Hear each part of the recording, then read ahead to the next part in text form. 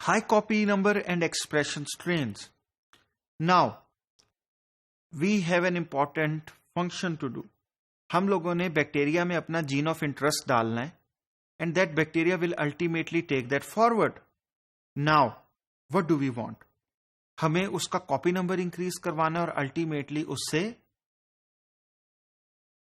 अपनी प्रोटीन बनानी है. These are two different underlying phenomena. Now there are two important things which you need to take into account. कि आप अपनी bacteria की जीनोटाइप क्या है, क्या वो हाई कॉपी नंबर स्ट्रेन है या ये एक्सप्रेशन स्ट्रेन है. अब हाई कॉपी नंबर और एक्सप्रेशन स्ट्रेन में the map you are watching is just AGCTs. How do you read कि आप सही बैक्टीरिया सेलेक्ट करें? That's what we are going to learn in the next two topics. E. coli is around 5 million base pairs. लेकिन ऐसे इसमें कौन से jeans हैं जो हमारे लिए इस इंटरेस्ट का बायस बनते हैं कि बैक्टीरिया आइदर रेप्लिकेशन करे, मसलन हाई कॉपी की तरफ लेकर जाए आपके जीन ऑफ इंटरेस्ट को, या ट्रांसक्रिप्शन और ट्रांसलेशन यानी उस प्रोटीन उस जीन की एक्सप्रेशन में रोल प्ले करे. So for this we have to look at the genotype. The genotype basically indicates the genetic state of the DNA organism. उसमें कैसे जीन्स हैं और अल्टीमेटली उसकी ऑब्जर्व्ड फिनोटाइप क्या आएगी, वो ऐसा क्या रोल प्ले करेंगे. Genes are always given 3-letter lower case italicise name. अगर आपको आइटैलिसाइज का नहीं पता तो बेसिकली जब आप लोगों ने वर्ड देखा होगा तो उसमें बोल्ड के साथ एक लेटर होता है जो थोड़ा सा टेढ़ा कर देता है, तो दैट इज आइटैलिसाइज. तो कहीं भी आप अगर जीन को लिखा देखेंगे, जीन का नाम वो आइटैलिसाइज होगा. और ultimately gene is usually telling you कि वो किस चीज में इन्वॉल्व है. उसका जो नाम होता है वो ऐसे रखा जाता है. अगर एक काफी सारे फंक्शन, एक ही जीन काफी सारे फंक्शंस रोल प्ले कर रहा हो तो आप उसको थोड़ा सा अपर केस हाइटैलिक लेटर से आप उसको जो उसका लेटरल पार्ट होता है उसको आप डिफरेंट कर देते हैं, यानी कि सफिक्स चेंज कर देते हैं. मसलन rec A, rec B, rec C and rec D all affect what? Recombination. तो रिकॉम्बिनेशन से आपने REC उठा लिया.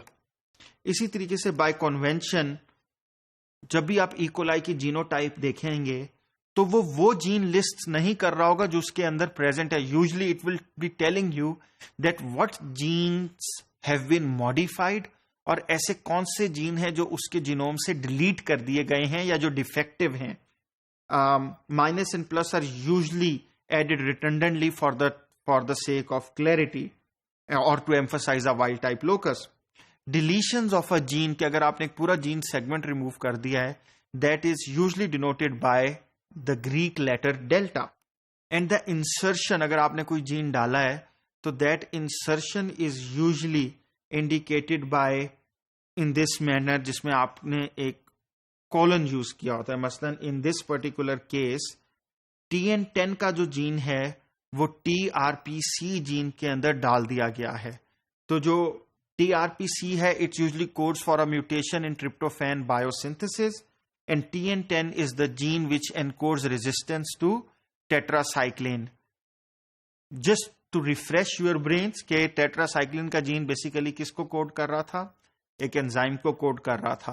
गो एंड सी के बीटा लैक्टैम को कौन सा एंजाइम डिग्रेड करता है. इसी तरीके से जो फ्यूजन है, किसी दो जीन्स को आपस में जोड़ देना है, वो किससे इंडिकेट होती है? That is indicated by the Greek letter phi. तो जो फाई है बेसिकली अगर वो कहीं पर आएगा तो there is a fusion of two genes. And a prime denotes that a fuse gene is incomplete, कि आपने एक इनकम्प्लीट जीन डाला है, and can be used before or after the gene designation to denote deletions in the 5' or 3' region. That is pretty much self-explanatory. A superscript indicates that the fusion involves an operon rather than a single gene. मसलन अगर उसके आगे superscript plus लगा हुआ है, उसके यानी कि एक्सपोनेंट में अगर आपने प्लस साइन देखा है तो उसका मतलब यह है कि it's a complete operand rather than a single gene. और इसमें जिस तरह आपको एक फाई OMP-C प्राइम लैक्स आपको क्लियरली इंडिकेट कर रहा है कि there is a fusion between OMP-C gene which is deleted in the 3' region and the lac operon. And a constitutive mutation is denoted by superscript Q. अगर superscript Q कहीं genome के अंदर डला हुआ है तो इसका मतलब यह कि इसका कॉन्स्टिट्यूटिव एक्सप्रेशन है. मसलन ये बैक्टीरियल क्रोमोसोम के साथ ही ये एक्सप्रेस हो रहा है. और यूजली लैक रिप्रेसर, क्योंकि हमने T7 प्रोमोटर के अंदर देखा था कि वो अलग से होता था, तो lac repressor sometimes it's on the bacterial chromosome, तो वहां पर ये बहुत ज्यादा इंपॉर्टेंट हो जाता है.